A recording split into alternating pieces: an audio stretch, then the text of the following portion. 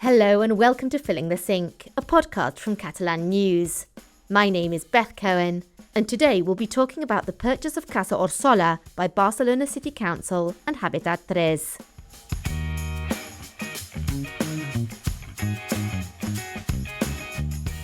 Casa Orsola was built in the early 20th century by Italian businessman Joan Orsola. It's a beautiful modernist apartment building located in the Eixample district in central Barcelona. However, in recent years, it's become a symbol of the housing crisis, as tenants have been priced out by real estate speculation.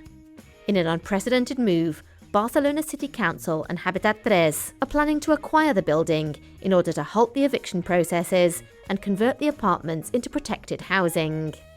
Joining me to talk about this controversial topic is Lea Beliaeva. Hello, Lea. Hi, Beth. Welcome back. It's really wonderful to see you back from maternity leave. I am very happy to be back. Congratulations as well. Thank you so much. And it's kind of funny that we have kind of switched our roles. So I used to be the host, but now you're the host and I'm back as a reporter. It's musical chairs. It really is. Now, we already did a podcast back in November 2022 on Casa Orsola, exploring how its residents had become victims of the gentrification of Barcelona city centre. Yeah, and we've also done previous podcasts on the housing crisis and on the rent cap law. Okay, but let's start from the very beginning. How did Casa Orsola get into such a difficult situation? So Casa Orsola was bought by the private investment company Lioness Inversiones in 2021 for a little over 5 million euros. But Lioness refused to renew the tenants' contracts, and the long-term residents, they suddenly found themselves priced out of their homes that they had lived in for years. The thing is, basically, you can't throw out tenants just at random. Their contracts have to end, or the rent would have to be raised so much that they would be forced to move, which is what happened to Casa Orsola. So some of the tenants saw that their rent was raised from 800 euros to 2,000. That's ridiculous. And I remember that a lot of protests happened. And in fact, you can still see banners covering the facade of the building. Yeah, for sure. You can see banners like "Ens quedem," we're staying, or banners saying you can't evict us. And I walk past Casa Orsola multiple times a week, so I'm used to seeing these banners. And they're kind of a part of the building now. So when they take them down, it will be, I think, a very, very special moment for a lot of people. But yeah, the protests were getting bigger and bigger, and the movement was growing. And so to provide a solution, the Barcelona City Council, as you mentioned, together with the social entity Habitat 3, are planning to acquire the building. So this would mean halt the eviction processes and convert the apartments into protected housing units.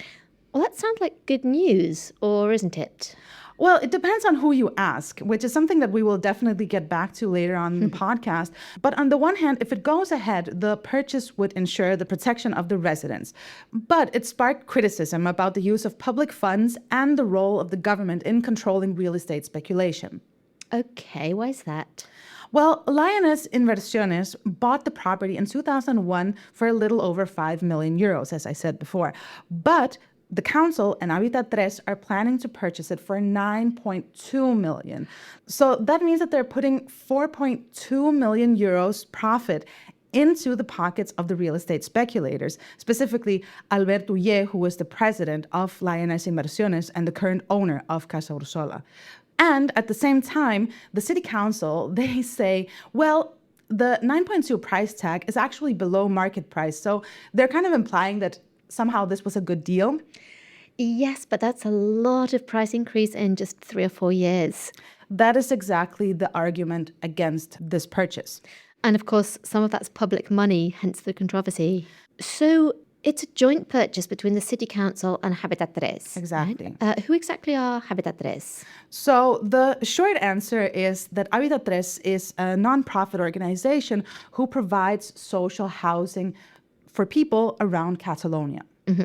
I think it's important to mention here the difference between social housing, habitatge social, and public housing.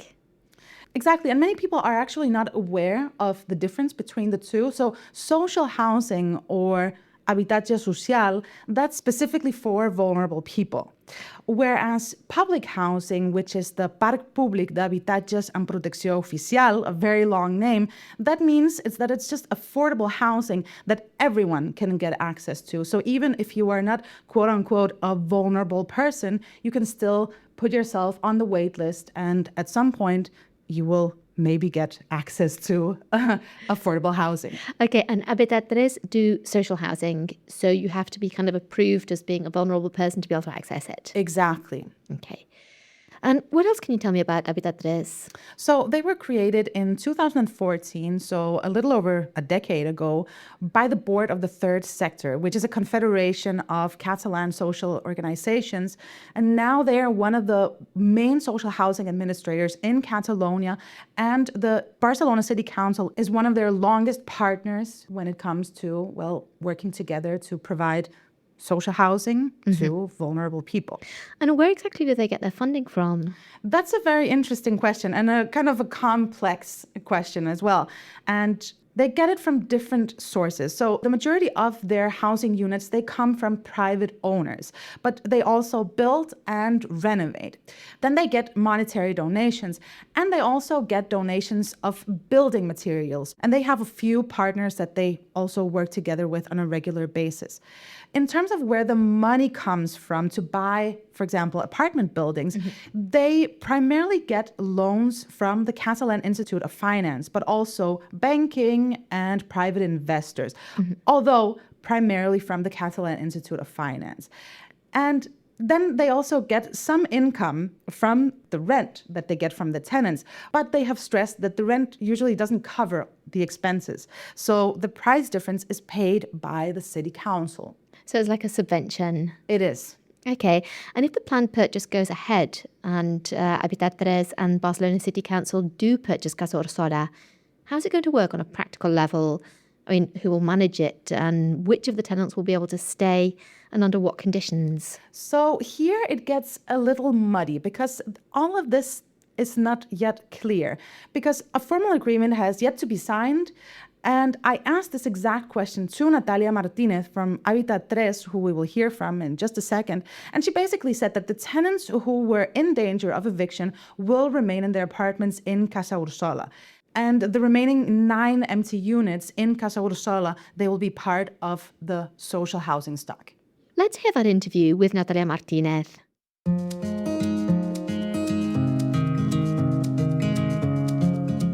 Although the details of the collaborative purchase of Casa Orsola between Habitat 3 and the Barcelona City Council have yet to be worked out, this project is all about house flipping, but not in the sense we usually understand it, explains Natalia Martínez, the Director of Communications at Habitat 3.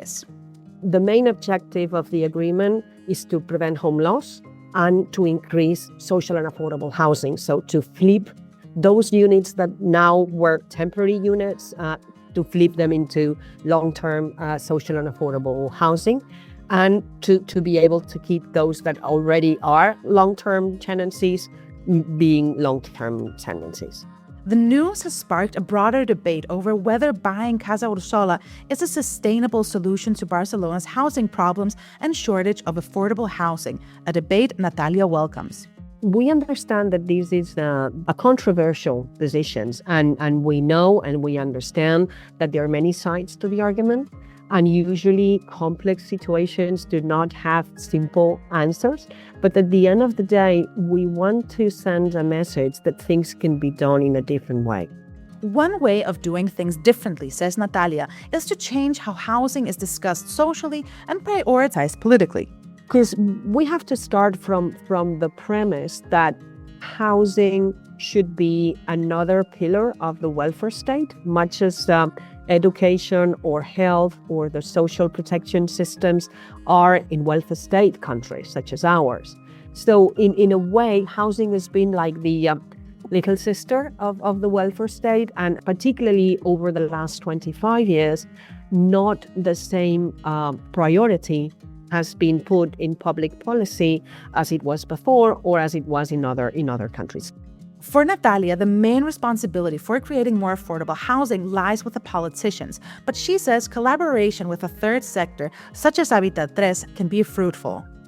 if we look at outside, most of the managing and developing of social housing in other countries in Europe, such as Denmark or the UK or the Netherlands or Ireland, are done through this housing association system, which is a non-profit housing provider and manager that usually works in a very linked way with the public authority and the public. Also, there are also public companies or public organizations that provide. So I think that yes, there is a role for the third sector. The examples of other European countries show that the housing crisis and its solutions go beyond our borders. We're not going to win maybe the whole war, but maybe we can win different battles against gentrification, against home laws, against people not being able to pay affordable housing. So that's the main idea. Thank you, Lea, for bringing us that report. Marta Espriu, spokesperson from the Second Catalan Housing Congress, says that Casa Orsola is yet another example of how the fight gets us closer to victory. La Casa Orsola ha estat un exemple més de com la lluita ens apropa a victòries, perquè podem parlar d'una victòria perquè efectivament s'ha acabat aturant. But she also underscores that it's not a full victory, because the main objective of getting more accessible housing, in her words, cannot be solved with the City Council buying up private property that belongs to speculators and investment funds with public money. Nosaltres no caminem cap a una injecció de diners públics en aquestes empreses privades. Yeah, and it's not just Marta Espriu who is wary of this upcoming purchase of the Casa Orsola. We talked to Carmen Arcarazo, who's a spokesperson of the Tenants Union, who shared her reservations. I think it is a victory, but we have to be careful of the motives behind the mayor's purchase. I think the reason why Jaume Collboni, the mayor of Barcelona, bought it is because he saw that this would become a mobilization that was growing every day. It had become a symbol and it was going out of hands. No? It could become a problem for the government. So they wanted to pacify us. And instead of pacifying us, it has reassured us that we can win. And this is why we organize these meetings. The case of Casa Orsola is not isolated. There are many more similar cases across Barcelona.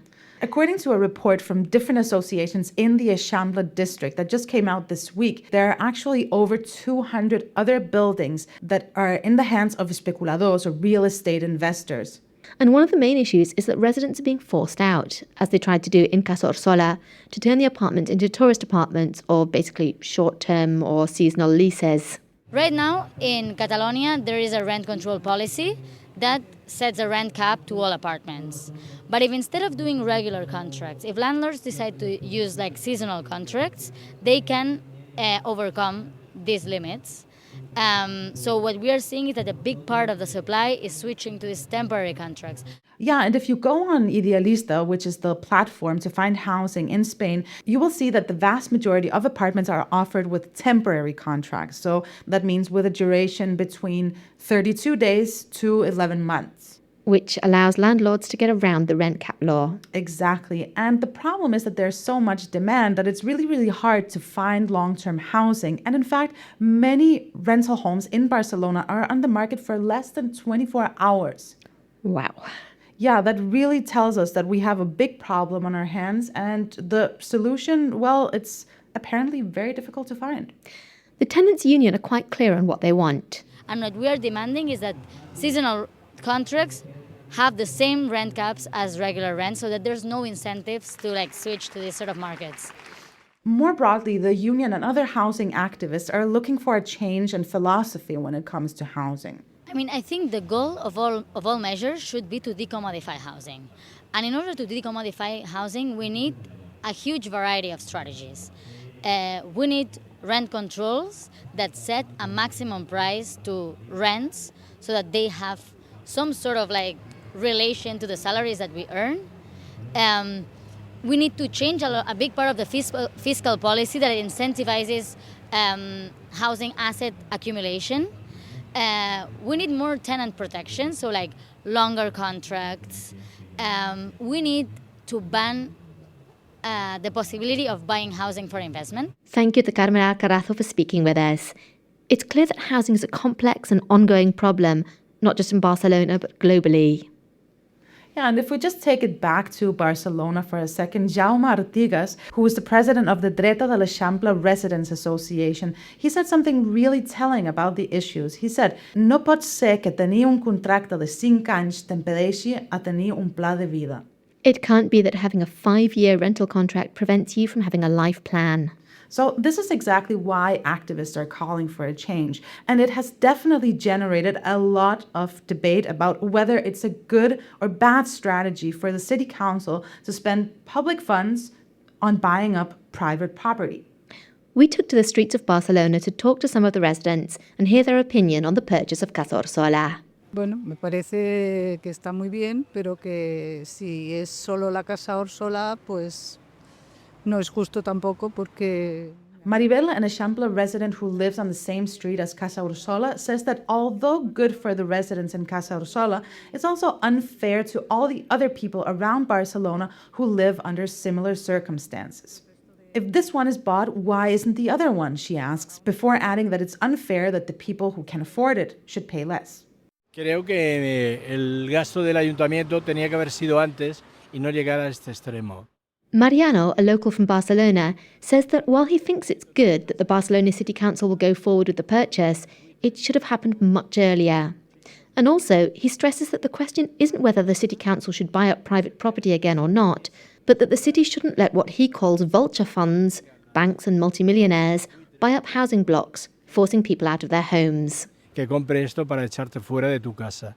La inversión en vivienda pública es evidente, es necesaria y... Carlos is another resident who thinks that there needs to be a larger investment in public housing, and he also thinks that the Casa Orsola situation could have been handled differently because it has created a tricky precedent because, as he says, Casa Orsola is not the only such case, nor will it be the last, and all cases deserve to be resolved equally. Ni será la última y todas merecen ser gestionadas de la misma manera.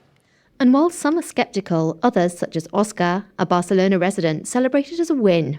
Esto me parece una maravilla, una protección para la gente mayor. This is wonderful, he says, adding that it shows what's going on all over the city with locals being evicted, and that it's a triumph that this has been achieved. I'm super happy, and I hope this will happen again everywhere in Barcelona, he says. Ojalá que esto se repita en todas partes en Barcelona. Georgia, a student from Texas who recently arrived in Barcelona, applauds the community effort surrounding Casa Orsola. I think that it's sweet that the community was able to come together to support someone in a certain situation, and rising prices are definitely a problem. But for Claudia, a student living in Eixample, there is no perfect solution. I think that the bad side of it is that the person who creates the problem, it's the one that ends up winning because wins the money from selling the house. But in the end, I don't think it's a bad solution because it's true that we need social buildings for people to live. So I think it's a good solution. Maybe it's not the perfect one, but I don't think it exists. Thank you to everyone for taking time to talk to us and share your opinions. It's interesting that everyone seems to be criticising the decision, but from different points of view. Exactly. So that is what makes this discussion so fascinating. Because even the Owners Association, they say that this purchase has created a dangerous precedent. And this is also the opinion of the Real Estate Agents Association of Catalonia. So that is kind of a different perspective because the housing activists are also against it. And it kind of feels like the only one who thinks it's unequivocally a good idea is the city council itself. And in a recent interview with Catalan media, the first deputy mayor of Barcelona, Lea Beliaeva Bander, she said that the city council was open to repeating the Casa Orsola strategy in other parts of the city to get more social housing units quickly. Well, if that does go ahead, it'll be good news for the lucky few residents who get to benefit from the initiative, although it's clear that there's a lot of grey area and no easy solution. We'll be following the situation closely. It's time now for our Catalan phrase of the week. Lea, what do we have? So this week we have no hi ha pan que tanqui. There's no lock that fits? There's no lock that closes the door, basically. So that's basically saying there's no solution to a problem. There's no solution to a problem. So that's kind of a dark message, and I hope it's not the case for the housing situation in Catalonia. No hay panqui-tanqui for Casa Orsola. Exactly. This week on Filling the Sink, we've been talking about the plan to purchase Casa Orsola. Thank you to everyone who spoke with us, and of course, thank you to you, Lea, for joining me today. You're very welcome. I'm very excited to be back. That's all we have time for. Thank you for listening. Make sure to subscribe to Filling the Sink wherever you get your podcasts if you haven't done so already. We'll be back again next Saturday with another exciting episode of Filling the Sink. On behalf of all the team here at Catalan News, I'm Beth Cohen, wishing you a great weekend. Fins aviat. Adeu.